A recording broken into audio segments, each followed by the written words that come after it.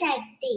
என் அன்பு தங்கமே, நீ உயிராய் நேசிக்கும் ஒரு உறவு பற்றிய முக்கியமான விஷயத்தை தான் உன்னிடம் நான் சேர்க்க வந்துள்ளேன். நீ என்ன நினைத்துள்ளாய்? நீ மட்டும்தான் அவரை நினைக்கின்றாய்.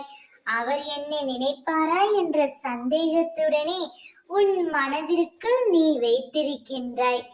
ஆனால் அது அப்படியல்ல தங்கமே. அவரும் உன்னை பற்றி தான் நினைக்கின்றார்.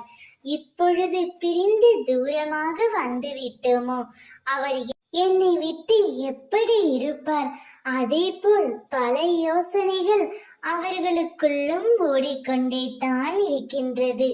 அவருடைய எண்ணங்கள், செயல்கள், சிந்தனைகள் எல்லாமே உன்னை சுற்றித்தான் இருக்கின்றது என் தங்கமே.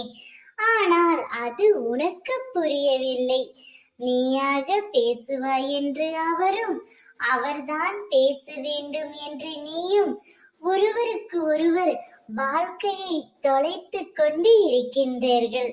நீதான் தவறு செய்து விட்டாய் என்று அவரும், அவர் தவறு புரிந்து விட்டார் என்று நீயும் உங்களையே நீங்கள் ஏமாற்றிக் கொண்டே இருக்கிறீர்கள். அதையெல்லாம் விட்டுவிடு என் தங்கமே. அவரே தான் செய்த தவறை உணர்ந்து உன்னிடம் மன்னிப்பு கேட்பார். அந்த மன்னிப்பை நீ ஏற்றுக்கொள்ளத்தான் வேண்டும். என் பிள்ளையாகிய உனக்கு அதுவே சிறந்த நற்குணமாக இருக்க வேண்டும். இப்படியே வாழ்க்கை போய்விடுமா என்று பயம் கொள்ளாதே. அனைத்தையும் முறியடித்து உங்கள் இருவரையும் நான் சேர்த்து வைப்பேன். அம்மா உங்கள் இருவர் வாழ்க்கையிலும் தீப ஒளி ஏற்றுவேன்.